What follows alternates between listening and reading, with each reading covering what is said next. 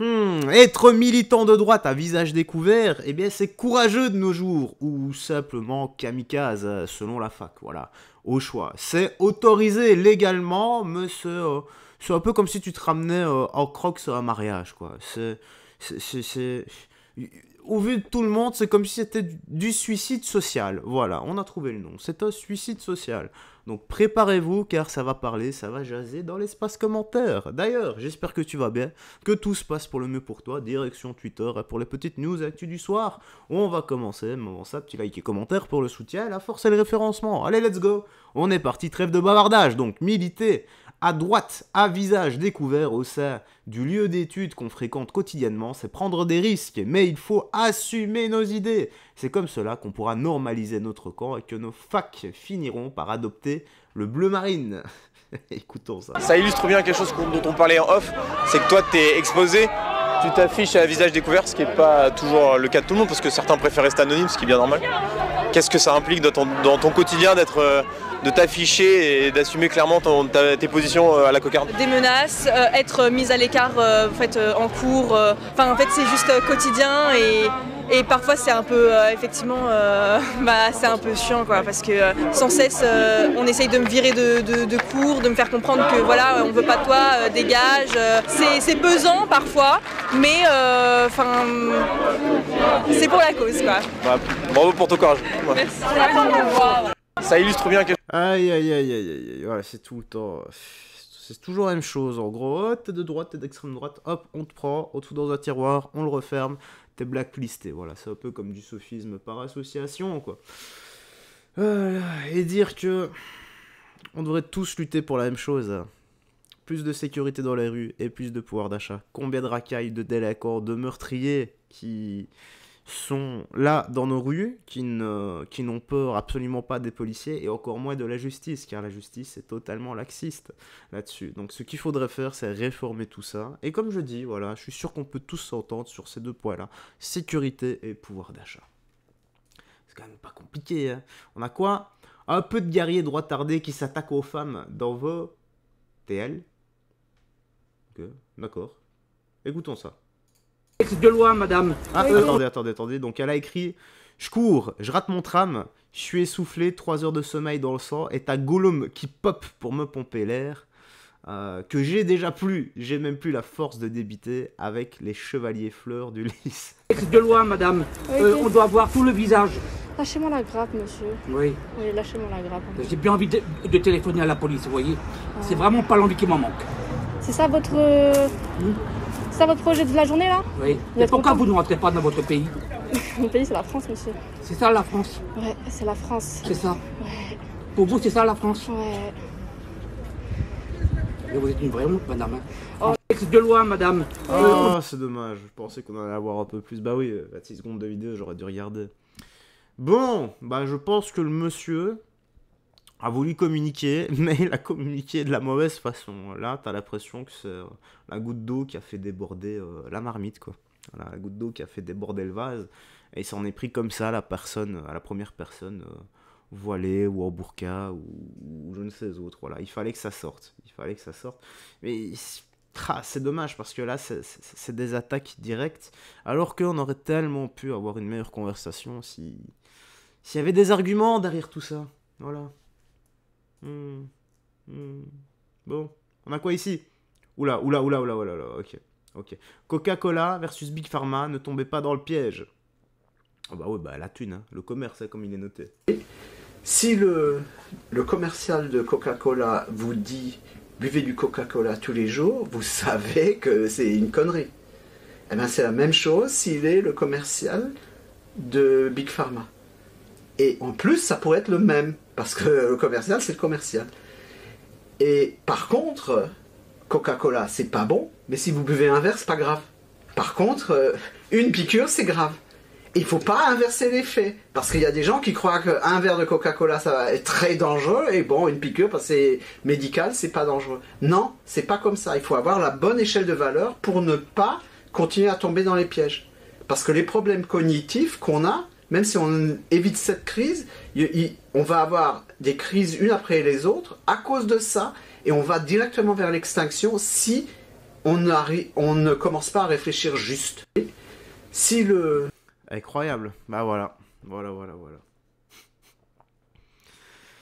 Donc imaginez maintenant que, on va dire, le marketing de Coca-Cola soit fait pour Big Pharma. Ah, ça fait réfléchir hein, maintenant. Et il a raison, hein, un verre de Coca, c'est pas très grave, hein, même s'il y a du caramel chauffé à l'ammoniac et plein d'autres conneries dedans. Hein.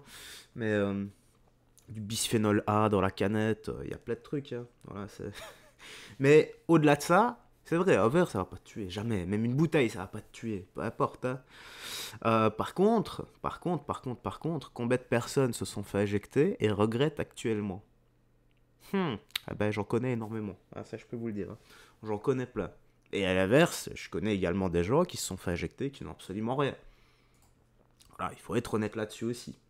Alors on a quoi? Écoutez bien, mais la gauche trouve cela normal quand il s'agit de gratter sur les autres et profiter. Ça, ils savent faire, ça fait partie de leur ADN. Aïe, qu'est-ce qu'on a ici? Donc cette femme en avait gros sur le cœur, elle a vidé son sac. Je tiens à dire que moi j'ai été à la rue avec mon fils et que les émigrés sont logés dans les hôtels à 1 200 € par mois. Aïe. Et moi, excusez-moi, dans les agences immobilières, on me disait qu'il me fallait gagner 3 fois mon salaire pour prétendre à un logement. Et j'étais à la rue. Et les émigrés, ils arrivent, on réquisitionne les châteaux, les gymnases, etc., etc. Alors, à un moment donné, la France, c'est une cocotte minute. Personne ne le dit. Et c'est prêt à exploser. Parce que les gens, ils souffrent en silence chez eux. Et là, il n'y a pas tous les Français. Moi, je représente les sans-voix. Et je peux vous dire que dans les zones de non-droit, il y a des gens qui ont 4 fois le SMIC. Ils roulent en Porsche Cayenne et ils sont au RSA.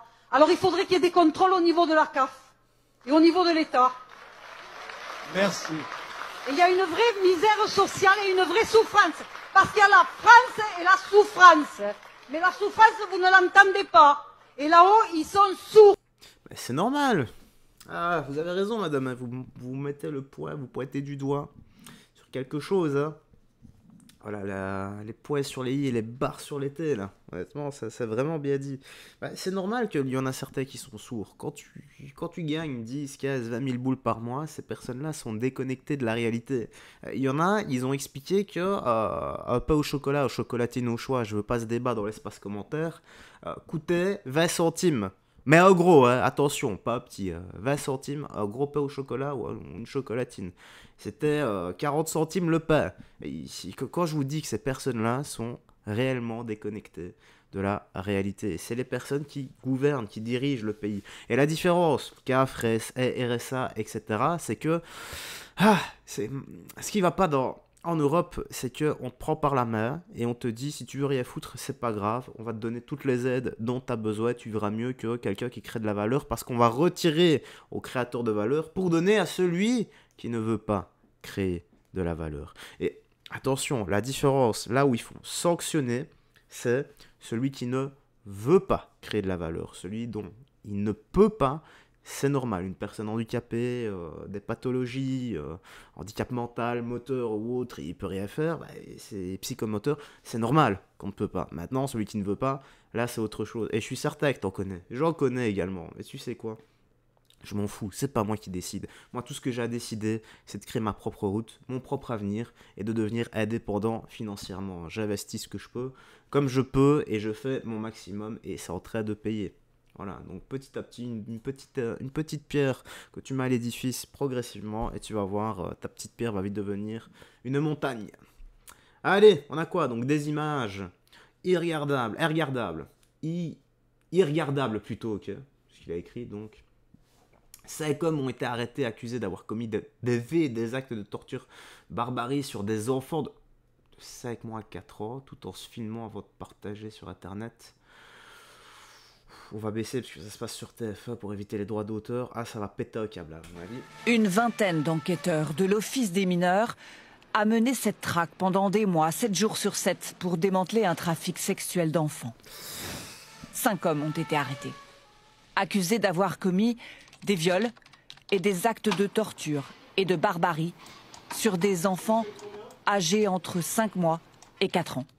Actes filmés et partagés sur des réseaux secrets d'Internet. Des images irregardables montrant des actes particulièrement terrifiants. Nous dit une source proche de l'enquête. Et c'est précisément sur ces réseaux clandestins que l'enquête a commencé l'an dernier, avec la vidéo d'une fillette handicapée de 4 ans. Vidéo décortiquée image par les enquêteurs, qui accumulent les indices et remontent jusqu'à celui qui a avoué depuis l'avoir violée. L'homme habite à Oudon, en Loire-Atlantique. Il est arrêté en octobre dernier. Son profil est d'un cynisme redoutable. Très impliqué dans le tissu associatif local, âgé de 32 ans, ancien aide-soignant, assistant familial, l'aide sociale à l'enfance lui confie de jeunes enfants depuis 2023. Ce père de famille se souvient d'un après-midi passé en sa compagnie et celle de cette fillette handicapée de 4 ans que l'ASE lui avait donc confiée. On sentait qu'elle avait toujours besoin d'un contact, elle avait peur d'être seule et elle voulait toujours être collée à nous. On ne comprenait pas pourquoi, mais aujourd'hui on comprend un peu pourquoi, quoi. Il se souvient aussi d'un homme gentil, normal. Il n'était pas bizarre, il n'était pas violent, il a passé tous les tests, quoi, pour avoir le droit de garder des enfants. Et ça inquiète, quoi. Et c'est précisément dans sa maison, découvrent alors les enquêteurs de l'OFMIN qu'il organisait des rencontres entre pédocriminels pendant plusieurs jours d'affilée, certains habitant parfois à des centaines de kilomètres de chez lui. L'un d'eux vient d'être arrêté en Belgique. Un homme déjà condamné dans son pays pour homicide et viol sur mineurs. Quant aux autres, ils sont âgés de moins de 40 ans et totalement inconnus des services de police. Une information judiciaire est ouverte au tribunal de Nantes. Les enfants ont été identifiés et mis à l'abri. Toutes les personnes arrêtées nient avoir participé à ces viols collectifs. Alors qu'ils ont totalement les preuves. Je sais pas moi, tu prends ça. Non, pas ça, ça c'est pas assez. Voilà, tu prends ça, hein, tu vois, tu prends ça, et tu coupes l'arme du crime. J'aurais à savoir. Ou tu lui refais le supplice de la scie. J'en peux plus, j'imagine même pas en tant que père ce que tu dois ressentir quand tu apprends que ton enfant s'est fait par des mecs comme ça. Par des hommes, c'est répugnant. Franchement, c'est... je suis pas amour, les gars, mais je suis pressé que ces gens-là crament en enfer. Honnêtement, c'est là qu'est leur place. Courage à tous ces enfants, courage aux parents aussi qui doivent être tellement dévastés. Il y a des larmes qui doivent couler chaque nuit. Allez, c'est là-dessus que je vais te quitter. Voilà, j'ai plombé l'ambiance, désolé. Prends bien soin de toi, des gens que tu aimes. Fais attention à toi. Garde la foi et que Jésus-Christ te bénisse. Ciao. Et on se voit demain pour d'autres news actu. Ciao, ciao.